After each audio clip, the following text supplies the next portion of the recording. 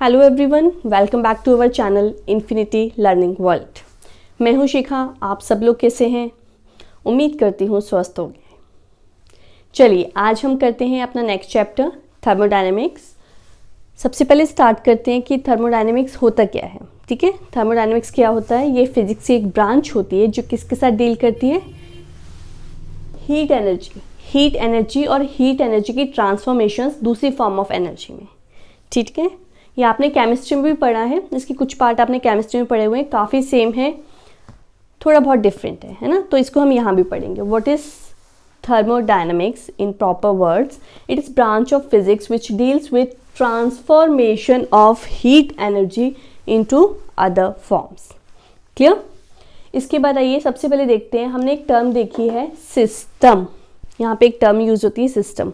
What is system? It is a system of particles in which conversion of heat takes place. ठीक है? And it has certain values of pressure, volume and temperature. System जिसके अंदर सारा process हो रहा है, thermodynamic processes जिसके अंदर होते हैं उसको हम सिस्टम बोलते हैं। थर्मोडायनेमिक्स वेरिएबल कौन से होते हैं? प्रेशर, वॉल्यूम, टेम्परेचर, इनमें चेंज आते हैं। ठीक है, जब थर्मोडायनेमिक प्रोसेसेस होते हैं तो वो सिस्टम के अंदर होते हैं। सिस्टम के अलावा जो कुछ उसके आसपास है, जो कुछ रह गया, वो क्या है? Surrounding. Clear? Everything outside system is surrounding. Clear? Next है ये थर्मोडायनेमिक वेरिएबल्स। अभी मैंने आपको बताया quantities that help us to study thermodynamic system. Those quantities which help us to study thermodynamic system are known as thermodynamic variables. For example अभी किया हमने pressure, volume, temperature. ठीक है, thermodynamic processes when thermodynamic variables changes with time के साथ जो आपके variables हैं जब वो चेंज होते हैं तो उन प्रोसेसेस को हम क्या बोलते हैं? Thermodynamic processes. कौन से आपके पैरामीटर्स चेंज होते हैं? प्रेशर, वॉल्यूम, टेम्परेचर टाइम के साथ चेंज होगा। ये सारे भी चेंज हो सकते हैं, इनमें से कोई एक भी चेंज हो सकता है, बाकी चीज़ें कांस्टेंट हो सकती हैं। इन सारे प्रोसेसेस को हम थर्मोडायनेमिक प्रोसेसेस बोलते हैं। क्लियर? चलिए आगे बढ़िए फटाफट। अच्छा, अब थर्मोडायनेमिक प्रोसेस में बेसिकली 4 टाइप के प्रोसेसेस आते हैं। Isothermal process, adiabatic process, isochoric process, isobaric process. ठीक, अब देखो इसमें ज़्यादा इंपॉर्टेंट पता है कौन से हैं? Isothermal process and adiabatic process. ये ज़्यादा इंपॉर्टेंट है, इनके हम वर्क भी स्टडी करेंगे, इनके ग्राफ्स भी स्टडी करेंगे। बट आपको ये भी पता होना चाहिए अगर आपसे पूछा जाता है तो। चलिए आइसोथर्मल से शुरू करते हैं। A change in pressure and volume of the gas without any change in its temperature. ठीक है, यानी कि आइसोथर्मल प्रोसेसेस में क्या होता है? जो टेम्परेचर है आपका वो कांस्टेंट रहता है। आप अगर कुछ नहीं याद रख सकते तो बेसिकली इतना सा याद रखिए, isothermal processes are those processes in which temperature remains constant. Clear? Temperature constant रहता है, प्रेशर चेंज हो सकता है, वॉल्यूम चेंज हो सकती है, बट टेम्परेचर आपका कांस्टेंट रहेगा। क्लियर? ठीक है। अच्छा, इसमें क्या होता है? There is free exchange of heat. Temperature तो कांस्टेंट रहेगा बट एक्सचेंज ऑफ हीट होगा। तो उसके लिए हम क्या करते हैं? हम जनरली एक सिलेंडर कंसीडर करते हैं विद अ पिस्टन। इसके अंदर आपका सिस्टम, आपकी गैस जो भी है जिसके ऊपर आप थर्मोडायनेमिक प्रोसेसेस पढ़ रहे हैं। ठीक है, तो इन्होंने क्या कहा? आइसोथर्मल प्रोसेस क्या है? इसमें टेम्परेचर क्या रहता है? टेम्परेचर आपका रहता है कांस्टेंट, बाकी वैल्यूज चेंज होंगी। साथ में इन्होंने कहा there is free exchange of heat, यानी कि जो वॉल्स हैं आपकी कंटेनर की वॉल्स हैं, ये कैसी होनी चाहिए? ये कंडक्टिंग होनी चाहिए, क्योंकि ये कंडक्टिंग होंगी तभी तो हीट सिस्टम के अंदर से सिस्टम के बाहर जाएगी। फ्री एक्सचेंज ऑफ हीट तभी होगा।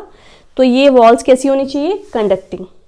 ठीक है, और ये प्रोसेस कैसा होना चाहिए? Slow process. चाहे एक्सपेंशन का हो रहा है या कंप्रेशन का प्रोसेस हो रहा है, the process should be slow, ताकि हीट जो है वो वॉल्स के थ्रू एक्सचेंज हो पाए इजीली। ठीक है, क्लियर?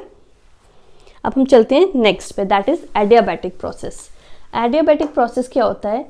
इसमें there should be no heat allowed to enter और escape the system, means no exchange of heat. Clear? Exchange of heat is prevented. Isothermal क्या था? Isothermal temperature is constant, heat can change. Adiabatic क्या है? Heat change नहीं होगी, no exchange of heat, temperature vary कर सकता है। ठीक है, ये कैसे प्रोसेस होते हैं? Sudden process.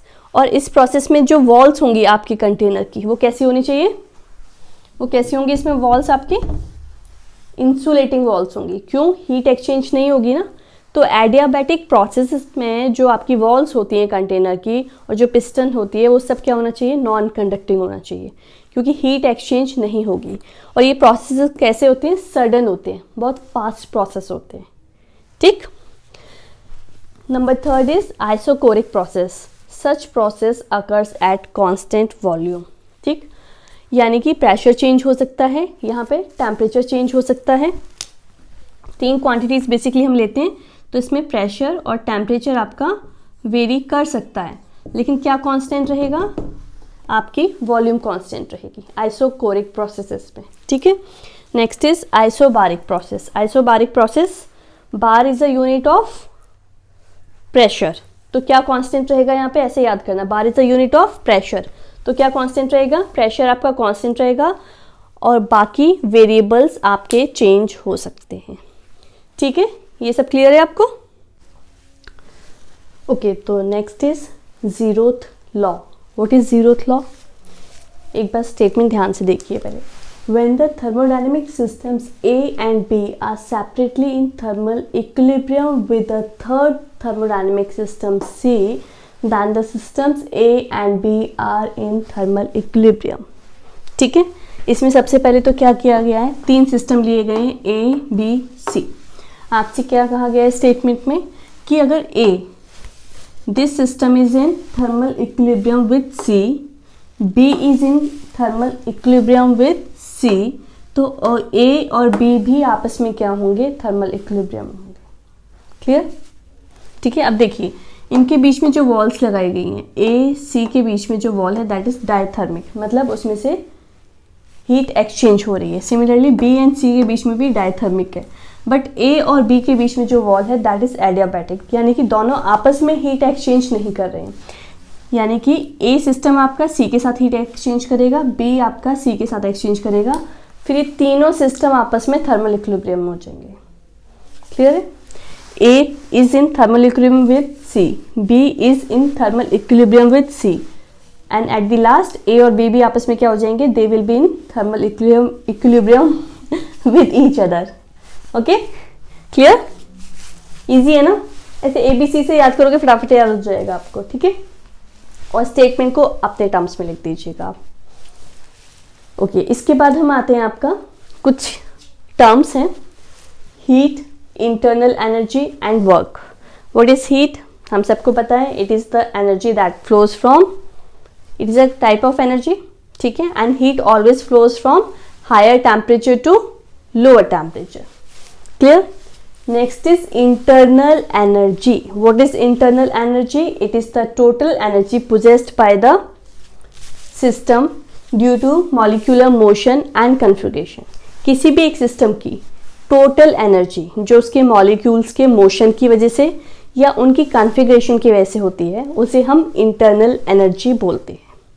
क्लियर? तो internal energy is a sum of kinetic energy plus potential energy.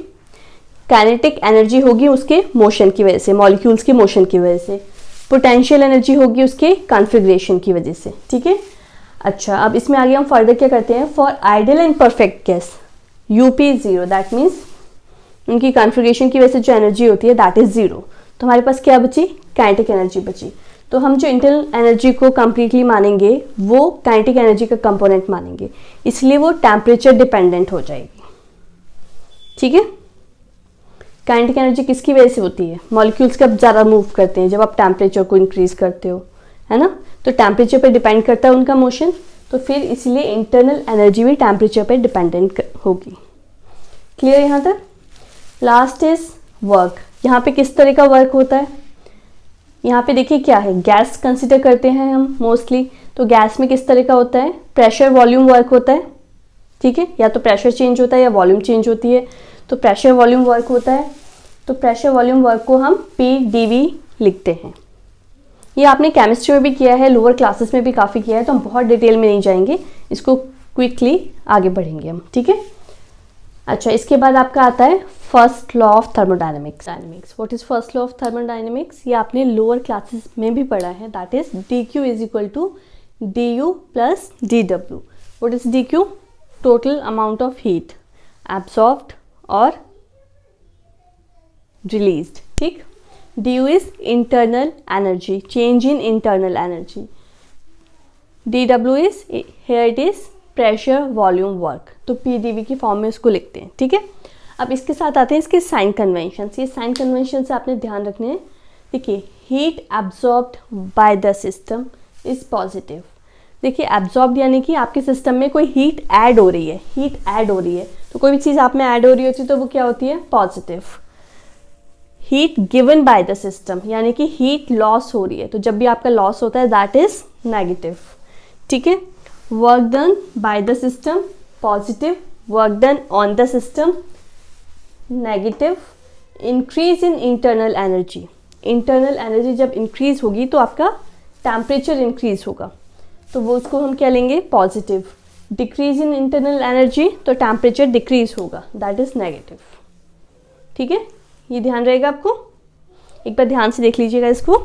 Next is PV diagram, और हम इसको कहते हैं इंडिकेटर डायग्राम। इंडिकेटर डायग्राम क्या होते हैं? Diagram that shows state of system with two variables. और यहाँ पे टू वेरिएबल्स कौन कौन से लिए हमने? Pressure and volume. Pressure and volume के फॉर्म में अगर हम डायग्राम्स को, ग्राफ्स को, थर्मोडायनेमिक प्रोसेसेस को रिप्रेजेंट करते हैं तो हम उसको बोलते हैं इंडिकेटर डायग्राम। अब देखिए, यहाँ पे हमने दो केसेस लिए हैं, एक हमने एक्सपेंशन का केस लिया है, एक हमने कंप्रेशन का केस लिया है, ठीक है। वाई एक्सिस के अलॉन्ग हमने क्या लिया? प्रेशर। एक्स एक्सिस के अलॉन्ग वॉल्यूम। एक्सपेंशन, जब भी एक्सपेंशन होता है तो वॉल्यूम क्या होती है? इंक्रीज करती है। देखिए, ये इनिशियल वैल्यूज थी P1 V1, P1 V1। Expansion हुआ तो वॉल्यूम ने क्या किया? इंक्रीज किया। V1 की छोटी वैल्यू थी, V2 की ज़्यादा, तो V2 is greater than V1, expand हुआ। और प्रेशर में क्या हो जाएगा? P1 is less than P2, क्योंकि एक्सपेंशन होने के साथ क्या होता है? आपका प्रेशर भी क्या होता है? डिक्रीज हो जाता है ना। गैस एक्सपेंड करेगी तो प्रेशर कम हो जाएगा, प्रेशर डिक्रीज हो जाएगा। वॉल्यूम इंक्रीज हो जाएगी और प्रेशर डिक्रीज हो जाएगा। क्लियर? अब इसके बाद आते हैं कंप्रेशन का। देखिए, जो एक्सपेंशन था उसका एरो नीचे की तरफ है, जो कंप्रेशन है उसका एरो ऊपर की तरफ बनाया है मैंने। अब यहाँ पे ध्यान से देखिए, कंप्रेशन यानी कि आप गैस को कंप्रेस कर रहे हैं, तो क्या चीज़ ज़्यादा होगी? प्रेशर है ना।